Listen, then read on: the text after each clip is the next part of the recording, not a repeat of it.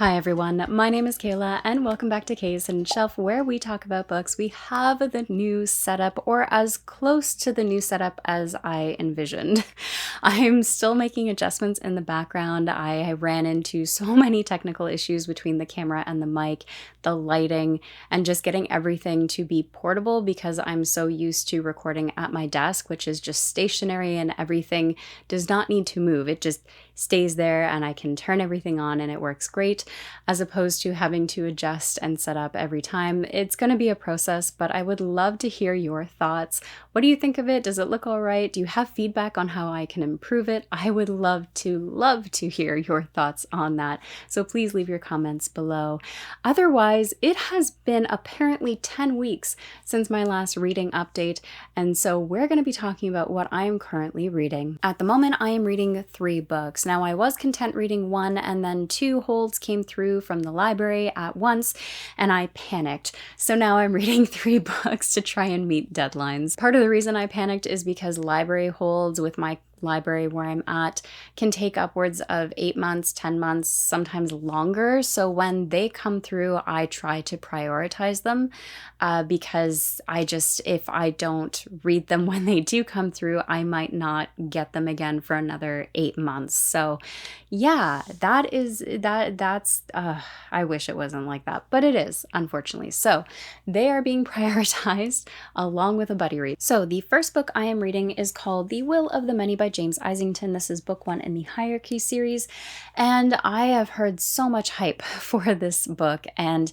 for that reason, I did give myself some time in between when I bought it and when I am now actually reading it. I'm also reading it as part of the buddy read happening over at the Keymark Discord. If you'd like to join us, whether you've read it or not, if you'd like to join and you haven't read it yet, by all means, we would love to have you. If you've already read it and you just want to chat with folks about it, by all means, again, please join us. The link is in the description below. At the moment, I have mixed feelings on this. Now, keeping in mind I am very much a character-driven reader, and I had just finished Empire of Silence by Christopher Rucchio prior to starting this. There are a lot of similarities between the two, I'm finding. The setting being a Greek-Roman style world, the hierarchy type of classism, if you will, and the story itself, in this case, follows a main character, a young boy called Viz, who is an orphan.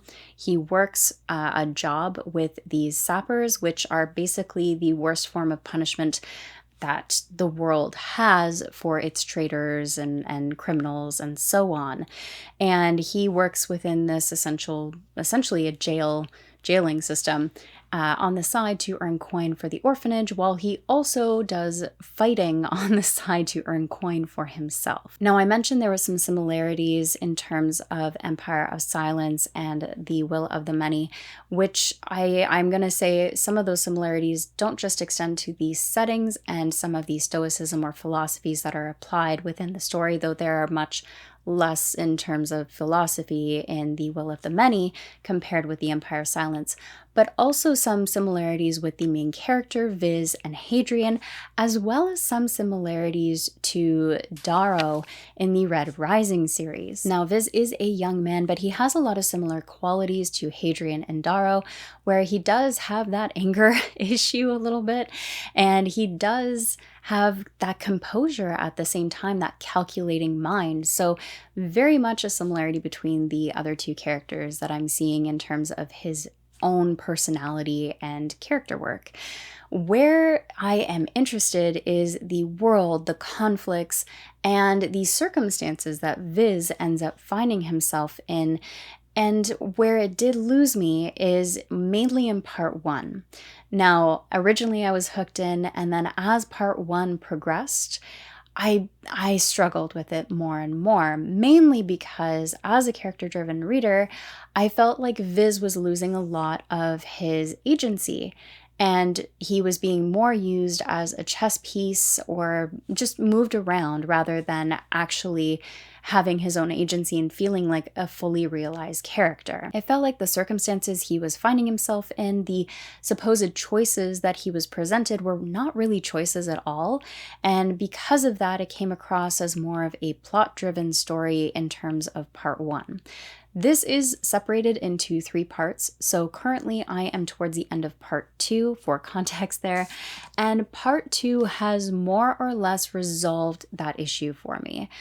In terms of Viz's agency issue, he's definitely regained more of his agency in part 2. He is actually making choices now, or seemingly making choices.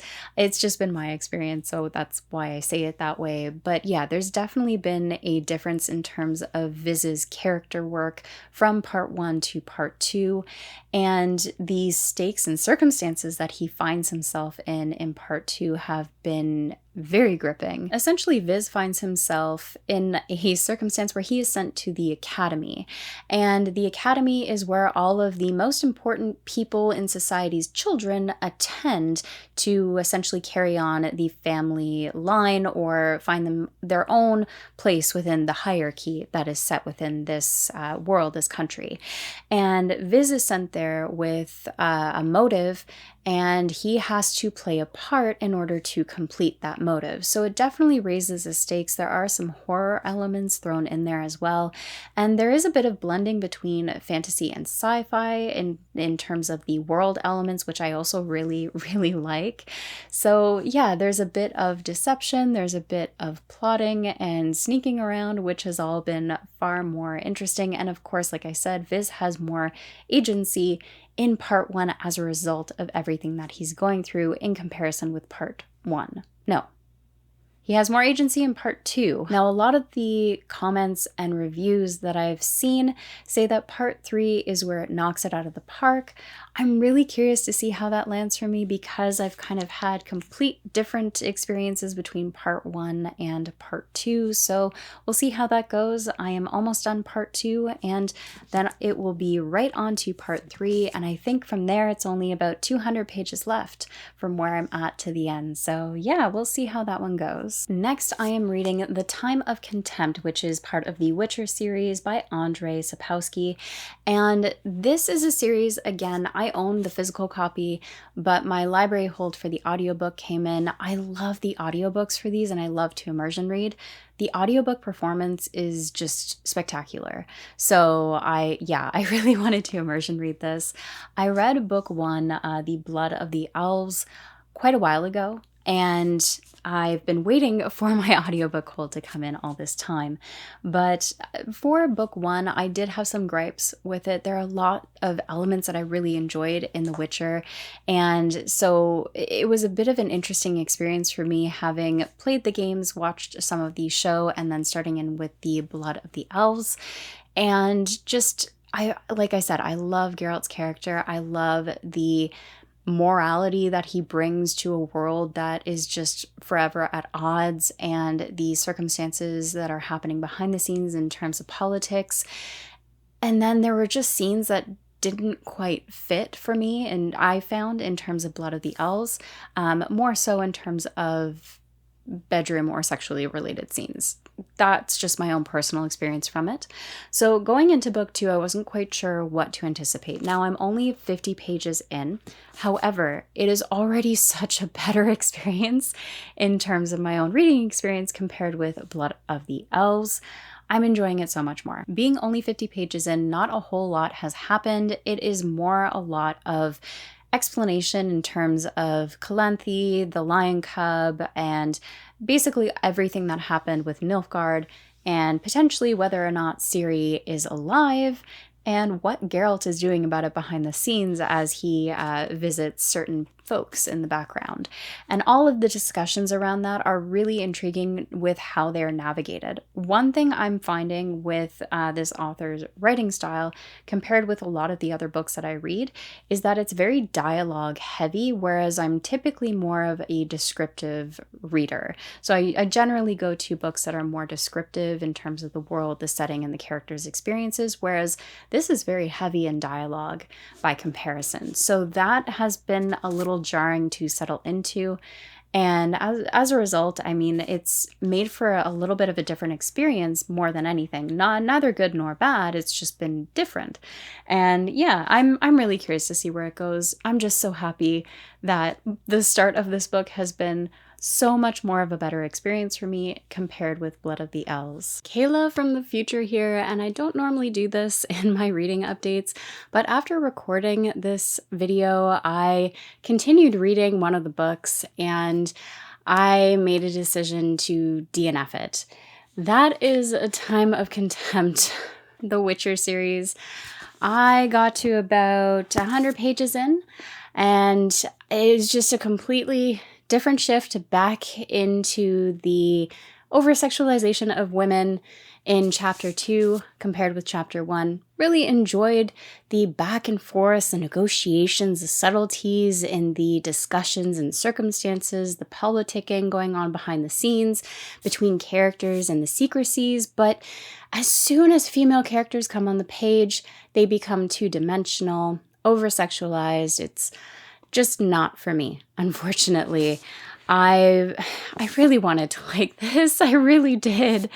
I'm really disappointed, but I don't think I can keep reading it, especially having done a little bit of reading online and finding out that that doesn't really change. If anything, it probably continues, and according to some reviewers, gets a little weirder in terms of the sexual scenes. So yeah, unfortunately, I'm gonna have to put this down. Now, I know this series gets flagged a lot for being sexist, or you see a lot of that kind of conversation online about it, and I'm not necessarily going to go into whether or not it's sexist. For me, it's just unnecessary over-sexualization of women. It has very little to nothing to do with the plot, and it comes across as really weird and creepy a lot of the time, and as a result, it just makes it uninteresting. Those moments where women come on the pages and they start getting described and their choices to flaunt their body and their assets rather than finding more interesting ways of solving issues. They're sorceresses, for example. They could probably find a magical, interesting way to do those things, but rather they choose to flaunt their bodies in this particular case just for the mere fun of it. Those kind of scenes are just unnecessary to me. I feel like there are way better ways to follow a story and introduce interesting elements with your magic system and the world, give your characters a little bit more depth, but unfortunately it just falls flat in that regard for me. And I'm probably going to get hate for this, but I think the best comparison I can give this is it feels like I'm reading a YA fantasy or a romantasy directed towards women where the male character is two-dimensional and objectified sexually. Again, it just feels like a role swap, if that makes sense. So yeah, unfortunately, this is not for me. I really wanted to like this because I love Geralt's character. I love the world. I love the politics and everything that goes on behind the scenes and the magic, but just how the women are portrayed and utilized and how they behave is just not for me, sadly. So this is going to be a DNF for me, and yeah, on with the rest of the video. Last but not least, I am also reading The Voyage of the Basilisk by Marie Brennan. This is book 3 in the Memoirs of Lady Trent series. This has just been a comfort series for me. I read books 1 and 2. I basically binged them, and now book 3. I believe I'm about 30 to 40% in already. It's just a comfort read at this point. I am loving how, just going along through the series, and I'll do this as spoiler-free as possible, but basically we follow the main character, Lady Trent, who is telling this story in a memoir style. So we do get two forms of Lady Trent, the younger version of herself that she is retelling, and the older version, more so in like footnotes and comments as she is retelling her younger years and stories. Book 1 delves into how her journey began, starting with childhood and her fascination with dragons, and a big reason why I love this story so much is it is set in a Victorian setting, but it treats dragons like wild animals. like we would treat bears or raccoons, creatures that we are respectful of, wary of, and have studied over the years. And that is exactly where Lady Trent's passion comes in, is her fascination with dragons and how they function, because little is known about dragons within her world. And so as the books go along, as she grows up, she goes through circumstances and challenges society's expectations of a woman, again, a Victorian setting and time frame, where she herself pushes those boundaries to become a scholar and an explorer and study dragons, to learn more about them, but to educate the world. So book 3 continues her expeditions to venture across the world, learn about the different types of dragons around her world, document them, and all of these shenanigans and political stuff that happens as a result. There's a line in the book that I just came across, and it reads, I'm paraphrasing, but it reads to the point of, some believe science to be separate from politics. That could be further from the truth, as they are completely intertwined. And it's a perspective that Lady Trent herself had believed up to the point of this experience, where she had time and time again found herself caught up in political issues, blocking her way, barring her from doing these scientific studies that she wanted to do.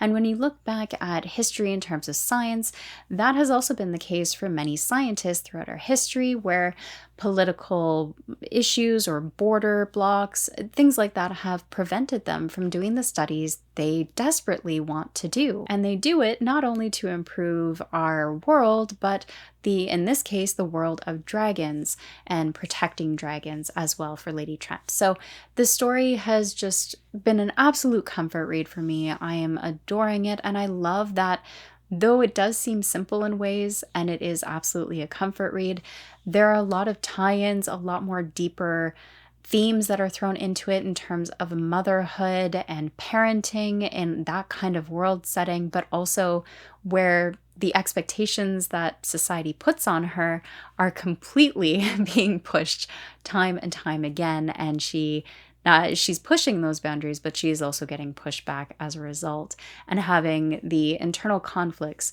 that result from all of that. So yeah, it's definitely been a fascinating read. I love it. I adore this series. I can't recommend it enough.